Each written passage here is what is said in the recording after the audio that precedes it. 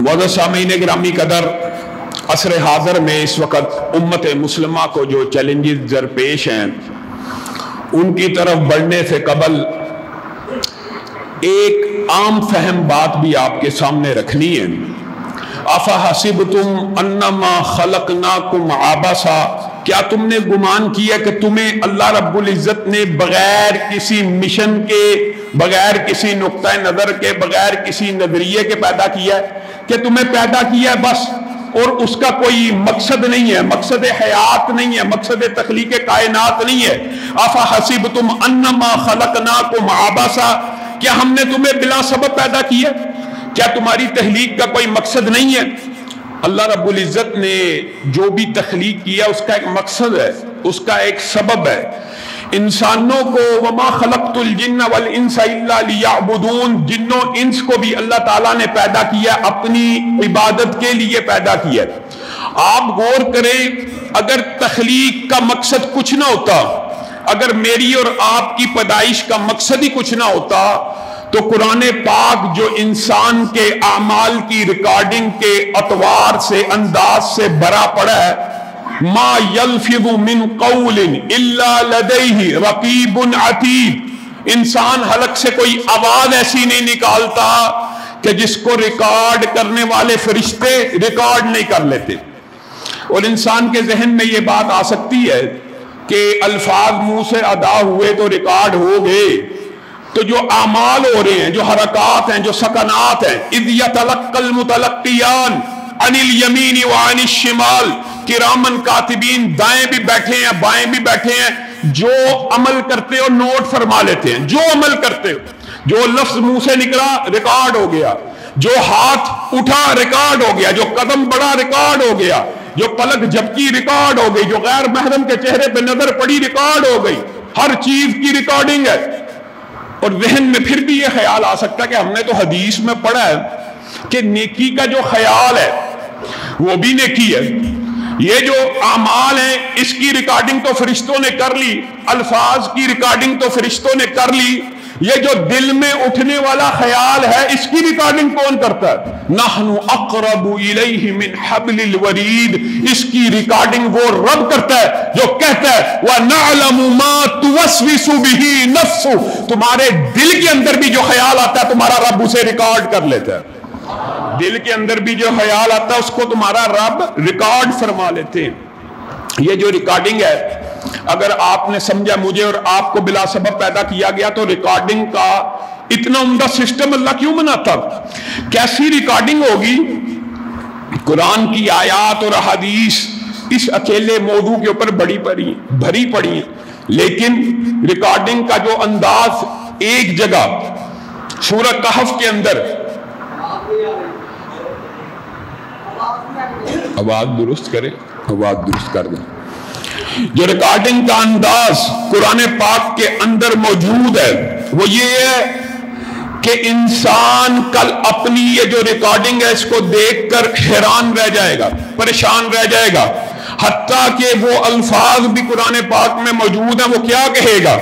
माली हाज़ल किताब, माली हाज़ल किताबी ला युगादिरु सगीरतन वला कबीरतन इल्ला अहसा।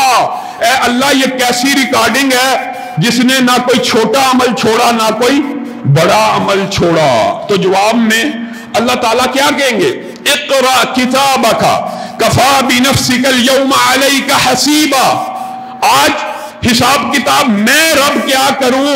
बलिल इंसान वाला नफ्सिही बसीरा, हर इंसान अपना हिसाब किताब करना चाहे तो कर सकता है। हर इंसान को पता होता है मैंने नेकी का काम ज्यादा किया या बुराई का काम ज्यादा किया है, ये आप और मैं भी जानते हैं। अल्लाह ताला कल क़यामत के दिन कहेगा इक़रा किताबका कफ़ा बिनफ्सिकल यौमा अलैका हसीबा, अपनी ये जो रिकॉर्डिंग है, 1:01 के ऊपर सुभान अल्लाह कहा, 1:02 के ऊपर झूठ बोला, 1:03 के ऊपर गीबत की, 1:04 के ऊपर गाली दी, ये रिकॉर्डिंग इस तरह होनी है।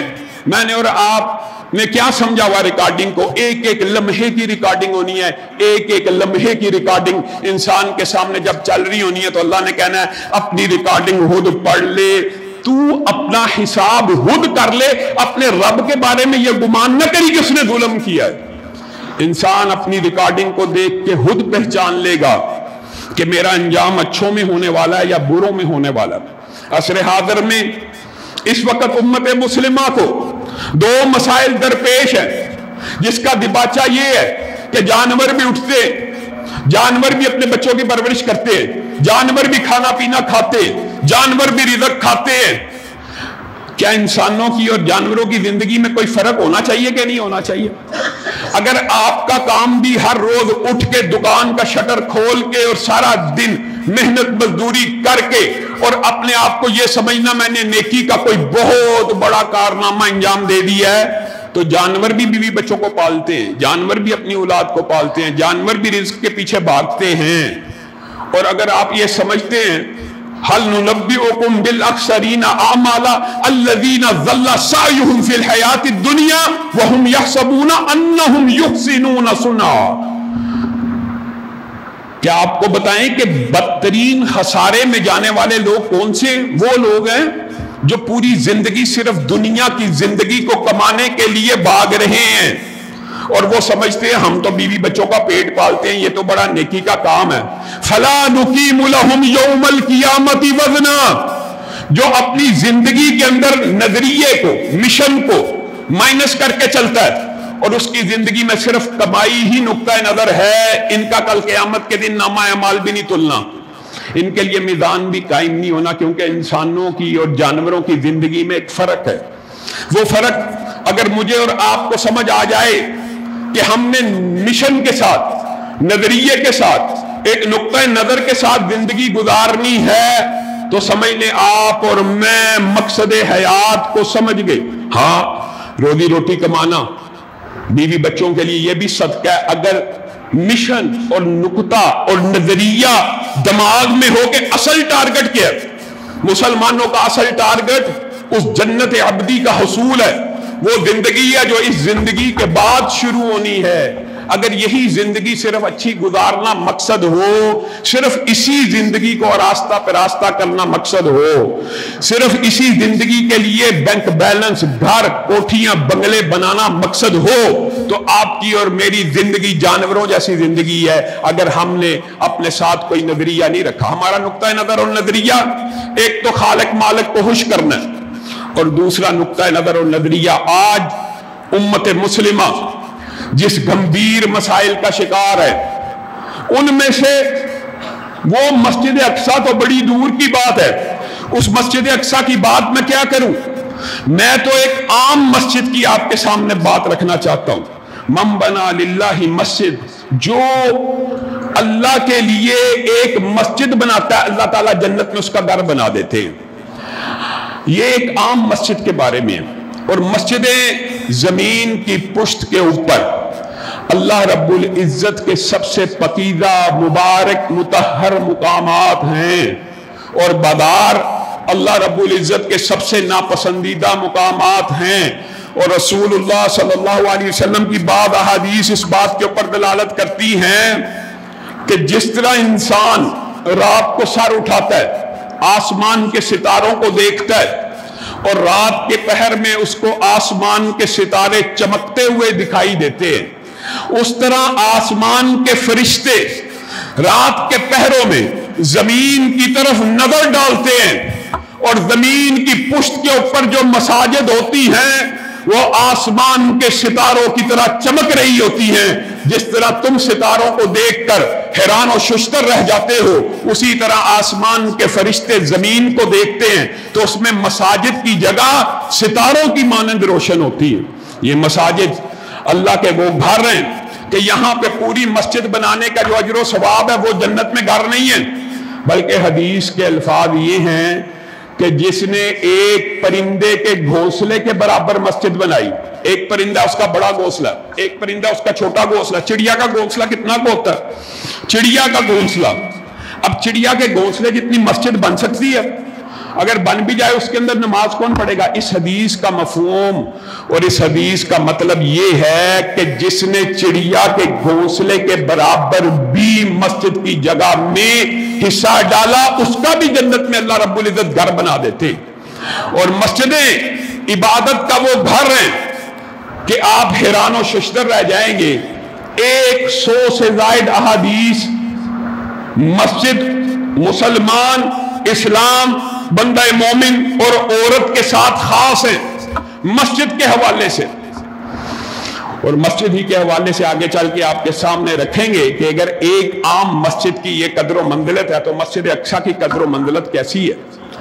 آپ ایک بات بتلائیں، رسول اللہ صلی اللہ علیہ وسلم نے یہ مسجد اسلام کے ایک اہم رکن نماز کو ادا کرنے کے لیے بنائی جاتی ہے، اور نماز اسلام کے بنیادی اراکین میں سے ہے، ایک پورے کا پورا رکن ادا ہوتا ہے کہاں پہ؟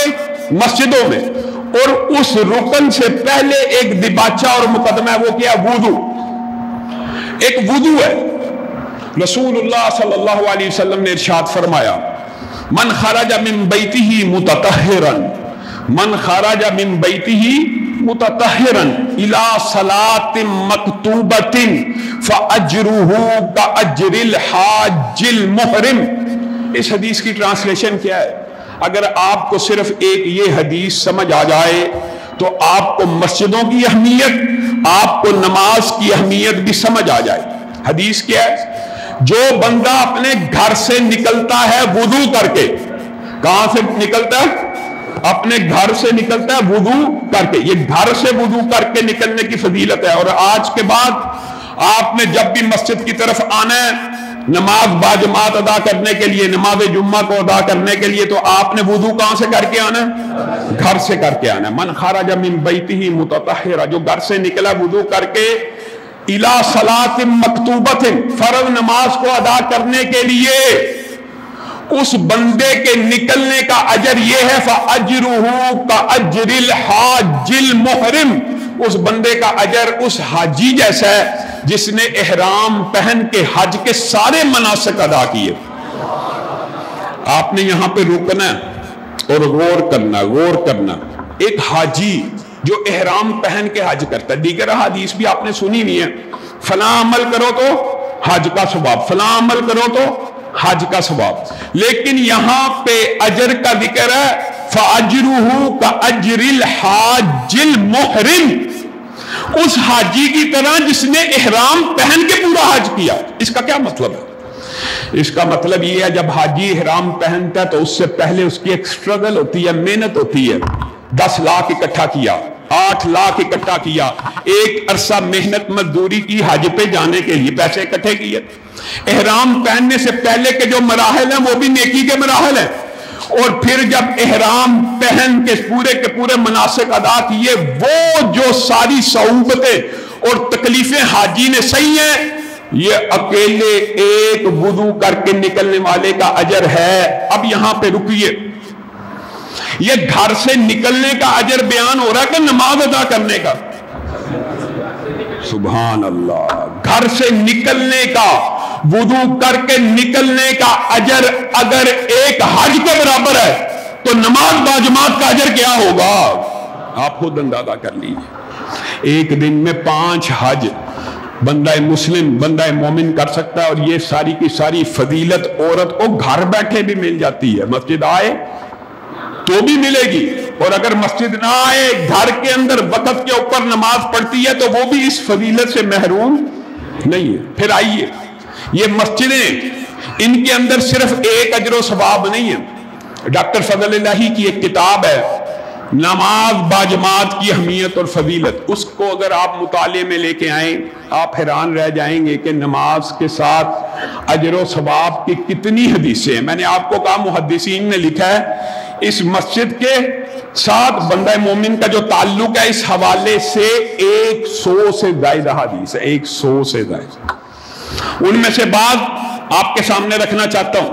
ان اللہ و ملائکتہ یصلون علی الصف الاول، اللہ اور اس کے فرشتے پہلی صف والوں پہ درود بھیجتے ہیں۔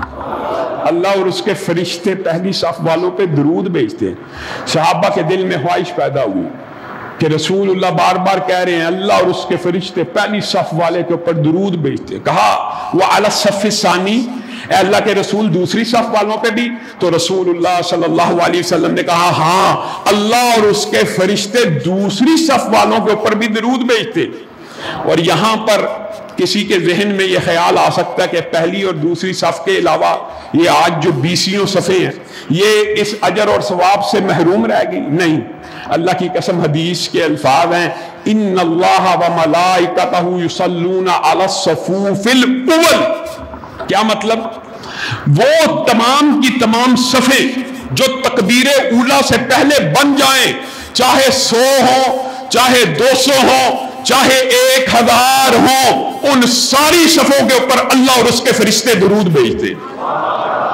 بتائیے مجھے اور آپ کو کیا اللہ کا درود اور اس کے فرشتوں کا درود نہیں چاہیے؟ مسجدوں میں آئیں گے تو درود ملے گا نا۔ اللہ اور اس کے فرشتے دائیں طرف صفوں میں کھڑے ہونے والے، یہ امام ہیں، یہ سارے دائیں طرف جتنے کھڑے ہیں سب کے اوپر اللہ اور اس کے فرشتے درود بھیجتے۔ اللہ اور اس کے فرشتے درود بھیجتے ہیں صفوں کو ملانے والوں کے اوپر، یہاں تک کہ بعض روایات کے الفاظ تو یہ ہیں کہ جو بندہ اپنے ساتھ والے نمازی کے ساتھ پاؤں ملا لیتا ہے، صرف یہ کام کرنے سے خلا پر کر دینے والے کا اللہ جنت میں گھر بنا دیتے ہیں۔ بتائیے یہ جو سارے کے سارے اعمال ہیں یہ مسجد کے ساتھ خاص ہیں کہ نہیں؟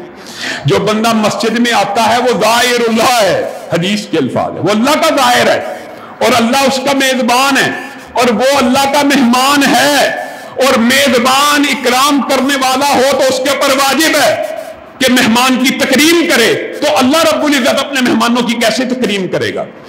اس بارے میں حدیث کے 2 معنی موجود ہیں حدیث کے اندر۔ ایک معنی یہ ہے کہ ایک دفعہ مسجد میں آنے کے اوپر اللہ رب العزت ایک مرتبہ آنے اور وہ واپس بھی تو جائے گا، ایک مرتبہ جانے کے اوپر 2 میزبانیاں تیار کرتے ہیں، ایک نہیں 2۔ اور حدیث کے جو دوسرے جملے ہیں اس سے یہ پتہ چلتا ہے ایک نماز کے لیے آنے والا، باجماعت نماز کے لیے آنے والا، اس کے لیے جنت میں 2 محل تیار ہوتے ہیں۔ آتا ایک مرتبہ، محل 2 کیوں؟ اللہ آتا ایک مرتبہ، میزبانی 2 مرتبہ کیوں؟ تو محدثین نے اس کی بھی بڑی عمدہ تشریح لکھی ہے۔ جب وہ آ رہا ہے تو اس کے قدم قدم کے اوپر نیکی لکھی جا رہی ہے، اس کا گناہ معاف ہو رہا ہے۔ جب وہ نماز پڑھ کے واپس جا رہا ہے تو قدم قدم پہ گناہ معاف ہو رہا ہے، نیکیاں لکھتے جا رہی ہیں، یہاں تک کہ گھر میں داخل نہیں ہو جاتا۔ اور وہ میزبانی اس کی بھی ایک جھلک رسول اللہ صلی اللہ علیہ وسلم نے مجھے اور آپ کو بتلا دی ہے۔ وہ میزبانی کیسی ہے؟ رسول اللہ احادیث کے اندر بعض روایات میں دوست موجود ہوتا ہے لیکن دوسری اسناد اس کو تقویت پہنچاتی ہے۔ پورے کا پورا کمرہ یاقوت کا، پورے کا پورا ڈرائنگ روم زمرد کا، اس ایک ڈرائنگ روم کے اندر 70 دسترخوان موجود ہیں، اس ایک ایک دسترخوان کے اوپر 70 کھانے موجود ہیں، اس ایک ایک کھانے کے 70 ذائقے موجود ہیں۔ یہ جنتی کی ایک وقت کی میزبانی ہے، اور ایک نماز کے بعد 2 میزبانیاں ایسی بندے کی تیار ہوتی ہیں۔ تو میں اور آپ کہاں بٹک رہے ہیں؟ ہم مسجدوں سے کہاں؟ دیکھیے دباچہ نماز پڑھنے کا جو اجر و ثواب ہے وہ تو انسان کیا بیان کرے۔ آپ دباچے کی بات کریں، دباچہ وضو ہے، وضو کر کے سو گیا، پوری رات ایک فرشتہ اس کے سرانے کھڑا ہوا ہے جو اس کے لیے دعا کر رہا ہے، جب بھی کروٹ لیتا اللہم اغفر لہ اللہم ارحمہ، اے اللہ اس کے گناہ معاف کر دے، اس کے اوپر رحمتوں کا نزول فرما۔ کیوں؟ اللہ یہ بندہ وضو کر کے سویا ہے، بس یہ بندہ وضو کر کے سویا۔ اور اگر اس سونے کے دوران اچانک آنکھ کھل گئی تو جو بھی دعا کرے گا اللہ رب العزت قبول کرے گا، فرشتہ آمین کہے گا۔ اب بتائیے یہ دباچہ ہے۔ حدیث کے الفاظ یہ ہیں کہ اس دباچے کو سر انجام دینے کے بعد جس نے کہا اشہد ان لا الہ الا اللہ واشہد ان محمدًا عبدہ ورسولہ، جنت کے 8 دروازے کھل جاتے ہیں اور اس وضو کرنے والے سے کہا جاتا ہے جس سے جی چاہے جنت میں داخل ہو جا۔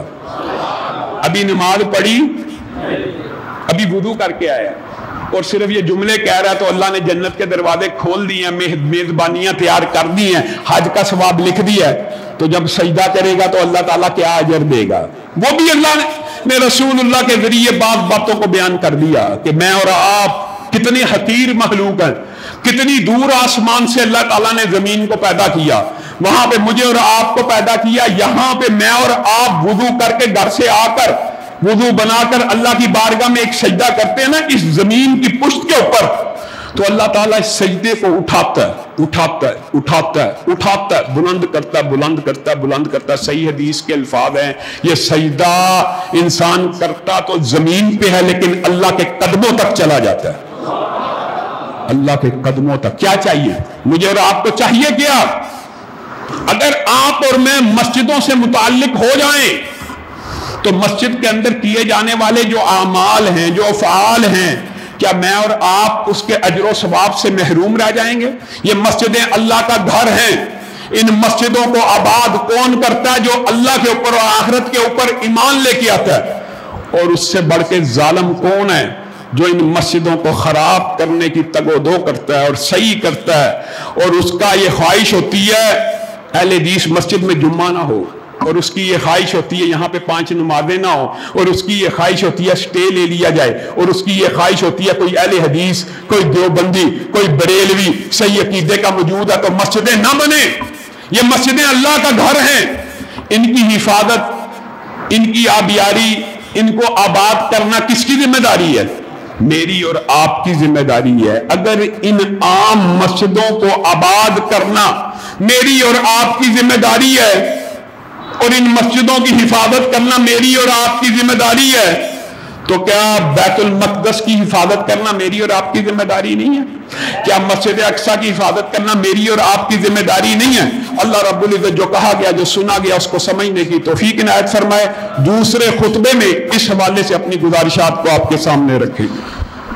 معزز سامعین گرامی قدر، مسجد اقصی کے حوالے سے آپ کو پتہ ہے اس وقت پوری دنیا کے جو مسلمان ہیں وہ بےتاب ہیں، اور وہ لاہ عمل پوچھنا چاہتے ہیں مسلمانوں سے، علماء سے، کہ ہم کیا کیا کر سکتے ہیں اور کیا کیا کرنا چاہیے۔ سب سے پہلی بات تو یہ ہے کہ ہمارے معاشرے میں کچھ سکالرز آف ڈالرز بھی ہیں جو لوگوں کو اس بات کے اوپر گائیڈ کر رہے ہیں، حتیٰ کہ ایک بدبخت نے تو یہاں تک کہہ دیا مسجد اقصی مسلمانوں کا قبلہ اول ہی نہیں ہے۔ یہاں تک بھی وہ جہلم کا ایک شخص ہے، وہ غامدی صاحب ہیں، یہ آپ ان علماء کی طرح نقطۂ نظر مسلمانوں کا کون سا قبلہ اول ہے جی کہ مسجد اقصی کے اوپر تاریخی طور پہ، آئینی طور پہ، قانونی طور پہ جی یہودیوں کا حق ہے۔ یہ بات آج آپ نے سمجھ کے جانی ہے۔ ان اول بیت وضع للناس للذی ببکہ، زمین کی پشت کے اوپر سب سے پہلا گھر جو اللہ کی عبادت کے لیے بنایا گیا وہ کون سا تھا؟ بیت اللہ الحرام۔ اور صحیح حدیث کے الفاظ ہیں، آپ نے یہ صرف حدیث ذہن میں رکھنی ہے کہ بیت اللہ الحرام کے 40 سال بعد بیت المقدس یعنی مسجد اقصی کی بنیاد رکھی گئی۔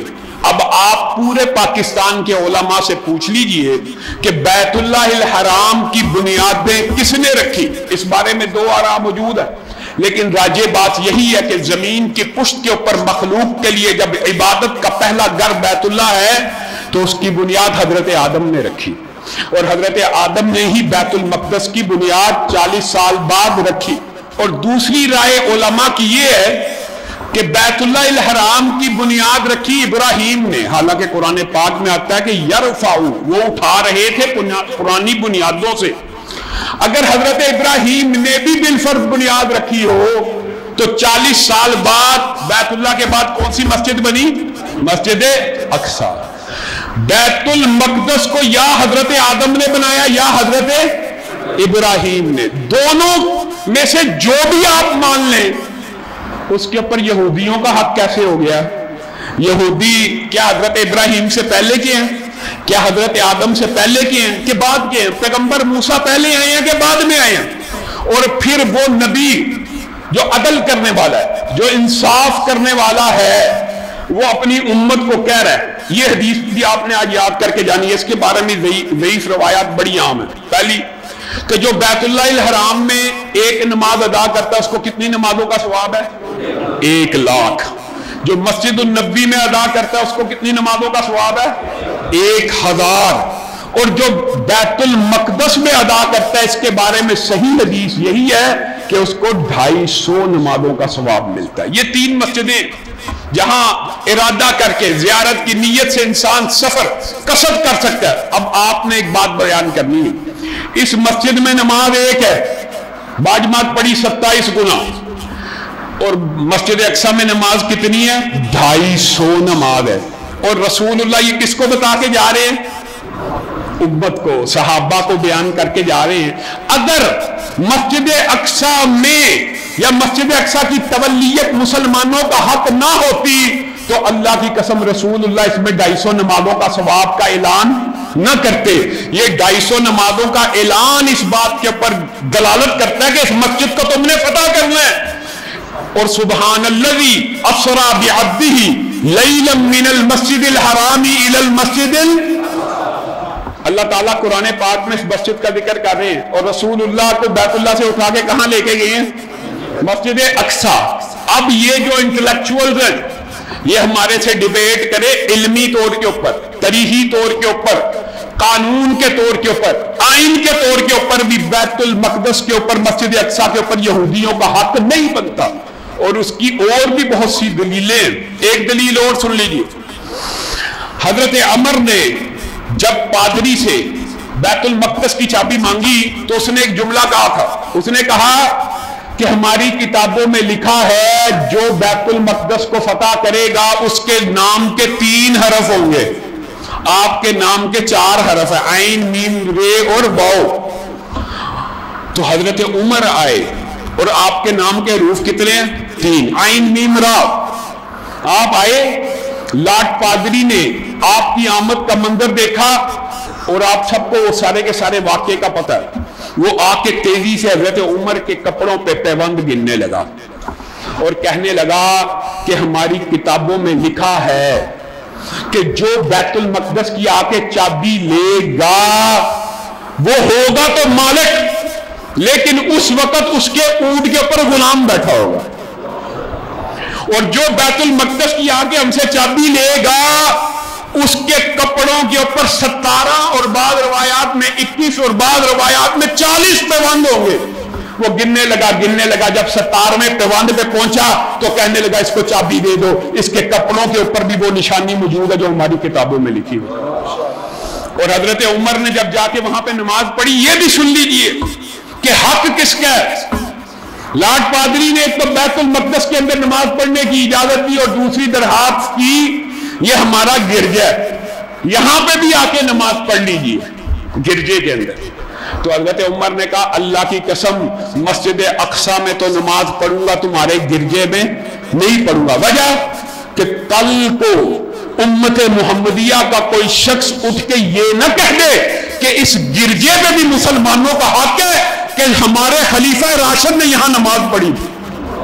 یہ انصاف کرنے والے، یہ عدل کرنے والے خلفاء اور یہ عدل کرنے والا نبی اور رسول اگر اس مسجد کے اوپر حق نہ ہوتا تو 250 نمازوں کی فضیلت بتا کے جاتے، اللہ قرآن میں اس مسجد کا ذکر کر کے جاتے۔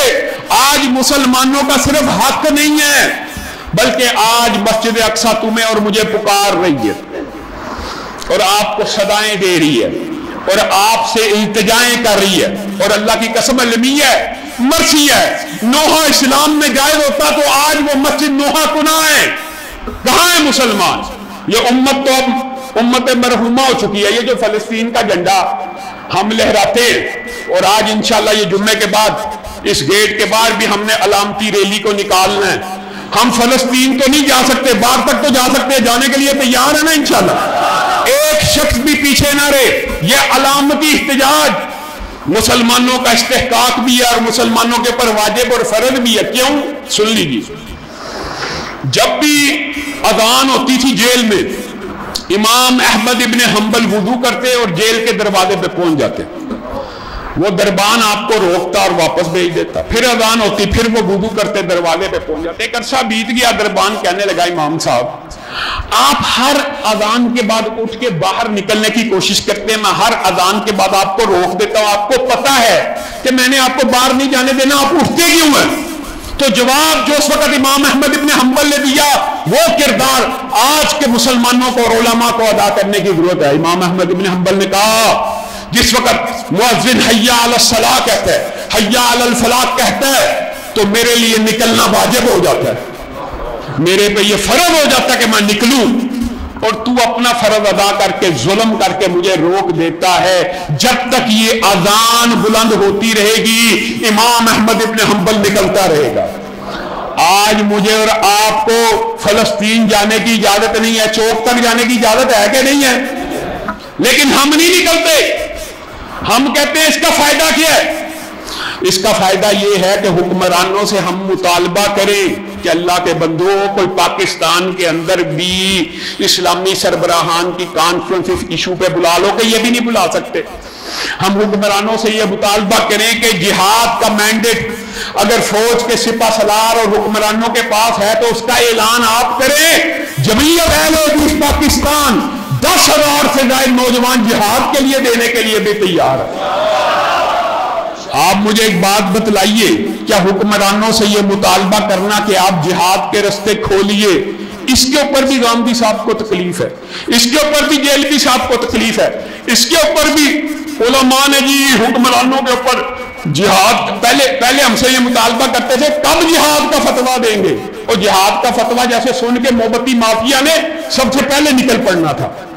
کب دیں گے؟ جب علماء نے اسلام آباد کے اندر, میں بھی اس کانفرنس میں موجود تھا, جب متفقہ فتویٰ دیا کہ جہاد آج مسلمان حکمرانوں پہ فرض ہو گیا, تو فواد چودھری صاحب کہنے لگے اپنے پاسپورٹ دے دیجیے ہم آپ کو بھیج دیتے. وہ عمار یاسر صاحب ہیں, ہمارے دوست ہیں, انہوں نے پاسپورٹوں کا انبار لگا دیا, وہ فواد چودھری اس کو بلاک کر کے بھاگ گیا. یہ مسلمانوں کا مذاق اڑاتے ہیں, تمسخر اڑاتے ہیں. مسلمان کیا کر سکتے ہیں فلسطین کے لیے؟ نمبر ایک بات, سوشل میڈیا کے اوپر, ہر پرنٹ میڈیا کے اوپر, ہر جگہ, ہر مقام کے اوپر آواز اٹھائیے اس ظلم اور بربریت کے خلاف.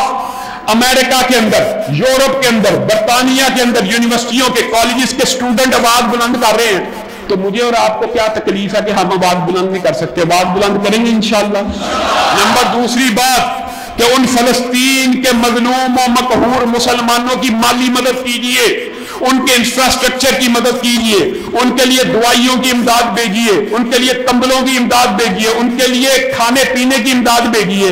اگر جا کے لڑ نہیں سکتے, کھانا تو بھیج سکتے ہیں کہ نہیں بھیج سکتے؟ امداد تو کر سکتے ہیں کہ نہیں کر سکتے؟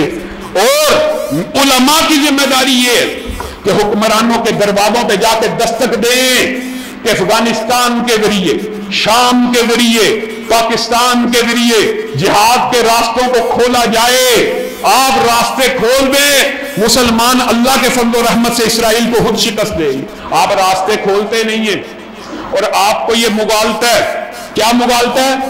یہ اسرائیل کو شکست نہیں دی جا سکتی. امام ابن تیمیہ اپنے دور کے اندر حکمرانوں کے دروازوں پہ یہی صدا اور یہی آواز لے کے گئے تھے کہ تمہیں کس نے مغالطہ ڈال دیا کہ تاتاریوں کو کوئی شکست نہیں دے سکتا. تاتاریوں کو شکست آپ نے اپنی ایمانی قوت سے دینی ہے. اللہ کی قسم آج بھی 57 اسلامی ملک مل جائیں, میں کہتا ہوں کوئی بھی نہ ملے, صرف پاکستان کے مسلمان ان کو اجازت دے دی جائے. اور یہ صرف پاکستان کے مسلمانوں کے جذبات نہیں ہیں, بنگلہ دیش کا مسلمان ہو, ترکی کا مسلمان ہو, عرب کے مسلمان ہو, ملیشیا, انڈونیشیا کے مسلمان ہو, ساری دنیا کے مسلمان اس وقت چاہتے ہیں جہاد کا رستہ کھلے. ہم بیت المقدس کو یہودیوں کے پنجے سے چھڑوا لیں, چھڑوانے کے لیے تیار ہیں. اور یہ جو فلسطین کا جھنڈا ہے جس کو ہم لہراتے ہیں, اللہ کی قسم یہ امت کا کفن ہے, کفن ہے, کفن. امت اس جھنڈے کے اندر دفن ہو چکی ہے. یہ امت کا ضمیر بھی اس جھنڈے کے اندر دفن ہو چکا ہے. آج ایک طرف اسرائیل کا مسئلہ تو دوسری طرف ہندوستان سے جارحیت کی آوازیں آ رہی ہیں. سنتاس معاہدہ جی کینسل کر دیا, جی حملہ کر دیں گے, جی یہ کر دیں گے. ہمیشہ کی طرح جھوٹ, پراپوگنڈا اور جعلی قسم کے, میلا فائڈی قسم کے جو ایکشن ہیں ان کے ذریعے پاکستان کے اوپر پریشر ڈالنے کی کوشش کی جا رہی ہے. جس وقت ملک کے اندر جذبہ جہاد پورے عروج کے اوپر ہے, اس وقت اگر ہندوستان یہ ایڈونچر مس ایڈونچر کرنے کی کوشش کر لے اور دیکھ لے اور آزما لے, ہندوستان کے مقابلے میں, ہندوستان کا مقابلہ صرف پاکستانی فوج سے نہیں ہے بلکہ پاکستانی قوم کا ہر جوان ہندوستان کے مقابلے میں پاکستانی فوج ہے. انشاءاللہ فوج کے شانہ بشانہ ہندوستان کی جارحیت کے خلاف بھی جنگ لڑنے کے لیے تیار ہے، اور انشاءاللہ ہم لڑیں گے، انشاءاللہ ہم لڑیں گے اور فوج کے شانہ بشانہ لڑیں گے۔ اگر ہندوستان نے کوئی بھی غلطی کی تو پاکستان کی عوام ان کے شانہ بشانہ جنگ لڑے گی۔ آخر میں ایک دو اعلانات ہیں۔ پہلا اعلان یہی ہے کہ یہ چند میٹر کا فاصلہ ہے، سب ساتھیوں نے کوئی ایک پیچھے نہ رہے، علامتی طور کے اوپر فلسطینیوں کے ساتھ اظہار یکجہتی کے لیے اور بھارت کی جارحیت کے خلاف نعروں کو بلند کرنے کے لیے ایک علامتی احتجاج ہوگا۔ صرف اس چوک تک جانا ہے، چند سو میٹر کا فاصلہ ہے، وہاں سب جانے کے لیے تیار ہیں، ہاتھ اٹھا کر کوئی ساتھی پیچھے نہ رہے، اور وہاں پہ جائیے اور اس احتجاج میں شامل ہو کے میڈیا کو، پریس کو اور حکمرانوں کو اپنا احتجاج ریکارڈ کروائیے۔ اور دوسری اہم بات ہے وہ یہ ہے کہ یہ مرکز آپ کے سامنے تعمیر کے مراحل میں ہے، اس کا دوسرا لینٹر ڈالنا ہے۔ اس کا جو تخمینہ شیخ سلیم الرحمان صاحب نے بتایا فقط 25 لاکھ ہے۔ آج جتنے آپ موجود ہیں صرف 1000 2000 روپیہ بھی دیں تو یہ لینٹر ڈال سکتا ہے۔ اس مسجد کی تعمیر کے لیے، ترقی کے لیے اور اس کی آبادی کے لیے آپ سب ساتھیوں نے تو دو بھی کرنی ہے، محنت بھی کرنی ہے۔ اور تیسری اہم بات اور آخری بات جس کو کر کے اپنی بات کو ختم کروں گا وہ یہ ہے کہ اللہ کے فضل و رحمت سے جمعیت اہل حدیث پاکستان پورے ملک میں اپنی قوت اور طاقت کو منوا چکی ہے۔ انشاءاللہ پاکستان کے اندر اہل حدیث کی ہر مسجد کا تحفظ کیا جائے گا، کرنے کے لیے تیار ہیں۔ اہل حدیث مساجد اور مدارس کی جنگ لڑنے کے لیے تیار ہیں، اہل حدیث علماء کو جیلوں سے نکلوانے کے لیے تیار ہیں۔ تو پھر جمعیت اہل حدیث کے کارواں کے اندر اور قافلے کے اندر شامل ہو جائیے۔ سبحان ربک رب العزت عما یصفون وسلام علی المرسلین والحمد للہ رب العالمین۔